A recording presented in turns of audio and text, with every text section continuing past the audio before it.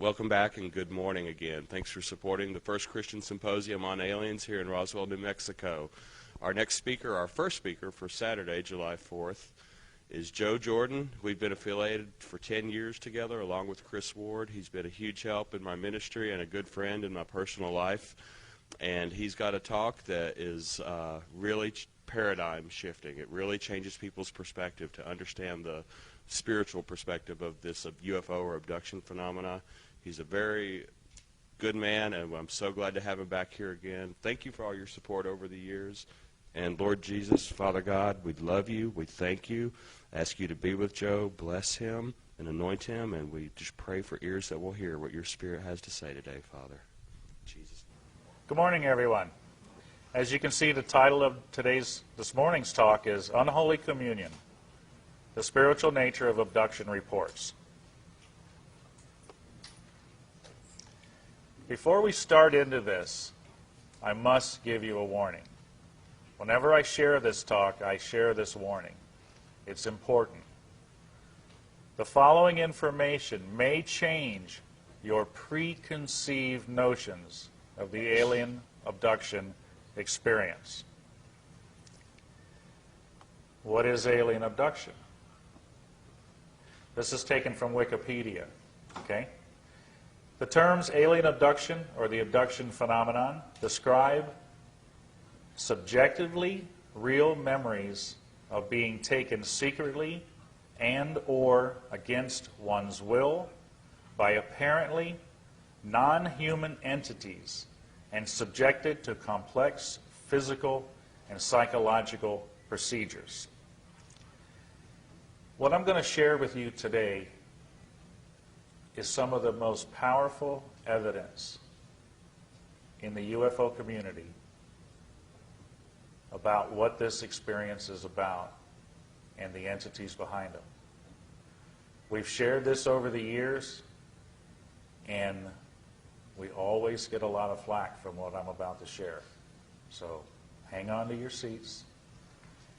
The way that I start with this is I have to take you back to where I started, because this has been a long process of 15 years to get to this point, and I want to share with you how we got here, because it's a sequence of events that you'll see how important all this is once it's all put together. A lot of people ask, how did you even become a UFO investigator? I mean, there's a lot of UFO investigator researchers out there, and it's probably a question some of you have asked. How do these people even get involved in this stuff? For me, it started in 1992.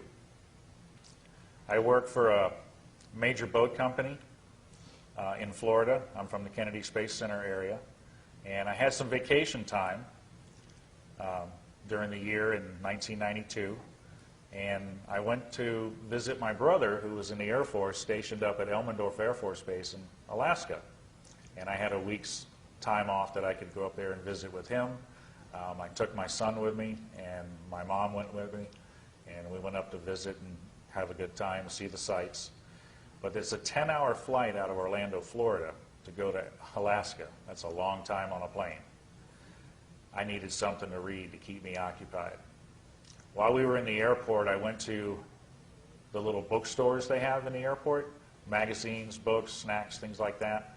I browsed through the magazines. I didn't see anything really that caught my attention. I'm not much into sports and politics and all that.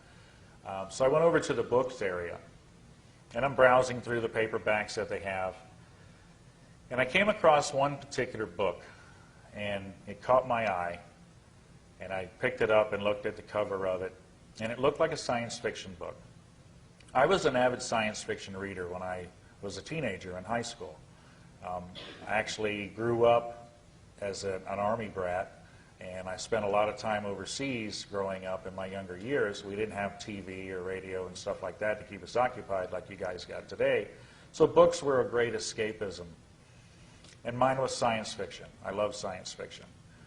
Robert Heinlein, Frederick K. Paul, H.G. Wells, you know, it was great. And as I was looking at this book that I had picked up, it looked like a science fiction book. But when I turned it over and looked at the backside to read the synopsis on what it was about, I was puzzled because here it looked like any other science fiction book I picked up, but it was saying that this was a story about an investigation that was done, and it was based with science fact and full of scientific research, and this was their documentation of their investigation. That book was UFO Crash at Roswell. I'd never heard about UFOs before. I might have seen movies of it, but it never connected. It wasn't something that I was concerned with at all in my life. I was hardworking at the boat company for many years already, raising a son. So I was busy with everyday life. UFOs was the farthest thing from my mind. But when I read this book on that vacation trip, I was hooked.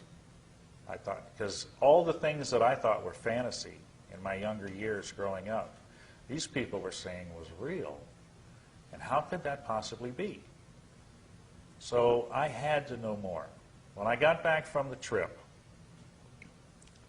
I wanted to know more about this subject of UFOs and aliens. I got to have some answers to what I had just read. And it happened to be about 3 or 4 weeks after I got back. I was watching TV at home one night, and it was the local news, and they were doing interviews with local businessmen in the area and new businesses that were opening up. And they were interviewing a fellow who said, was sharing with everybody that he had just opened up a UFO museum on International Drive in Orlando, Florida. And he got into telling about all the information dealing with UFOs over the years and what he had in his museum. It was like a historical walk-through museum, sort of like what they have downtown here in Roswell. And I thought, wow, this is a place I can go to find out some more.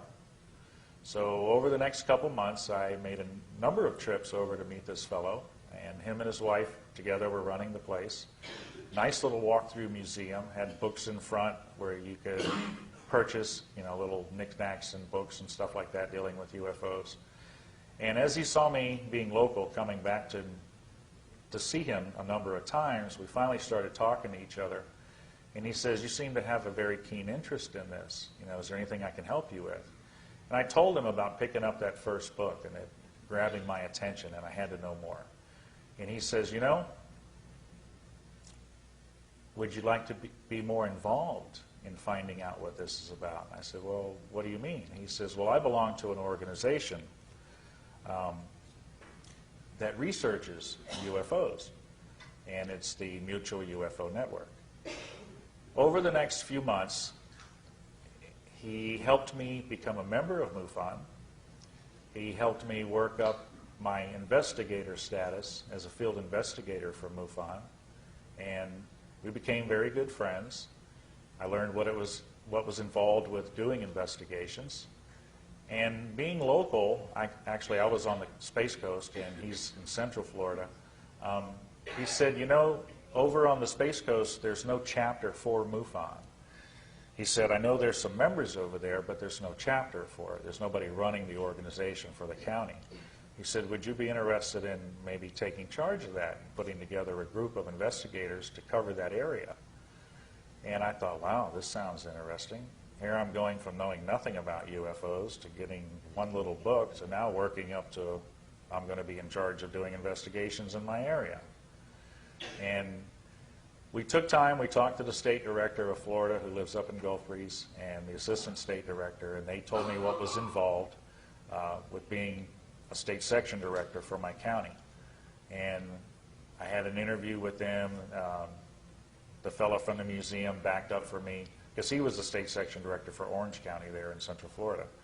And they put me through all the paces on what was involved, and I became state section director for the Kennedy Space Center area, Brevard County, Florida, in 1992.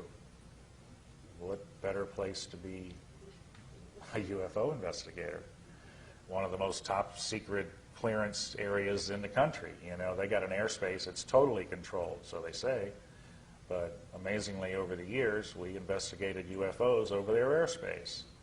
So that gets quite interesting. So I had a good area to be involved in. We put together monthly meetings, which was required by this, as the state section director for the public to attend in our county. We used the public library. It was open to the public. We wanted to be able to share with the public what MUFON was doing and some of the cases we were working on, and just get them up to date on UFO information. I also had to put together a team of investigators, and it wasn't long before I had 5 good field investigators working under me. And we put the word out there through the sheriff's department, the police department, the fire department, and the news that if anybody reported a UFO sighting, that we would be glad to take the report and follow up on it, because they don't really care to do that. They don't know how to handle it. So we were there for them. This is what MUFON does. MUFON is the largest grassroots scientific-based organization in the world today. There's over 5,000 members of investigators, consultants. We have a lot of tools at our fingertips as MUFON investigators to be able to follow up on reports and do the investigations. As we held our monthly meetings, though, and we were doing sighting reports, we did a number of them over the first couple of years, we started to take a look at what was happening here with the UFO picture. And doing sighting reports, we found after a couple of years of it, it's like chasing your tail. How many sighting reports is it going to take till we figure out what this is?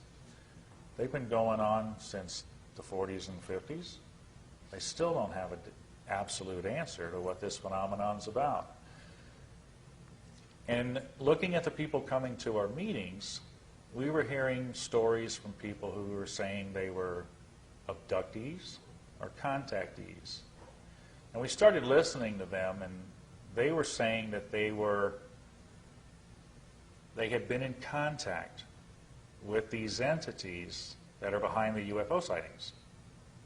Well, we talked about this as investigators, and we said, we can continue to do sightings forever. They've been going on forever, and we may never get to the truth with them. We need to get closer to the source. Well, the contactees and abductees saying they had been in contact with the entities, that's close to the source.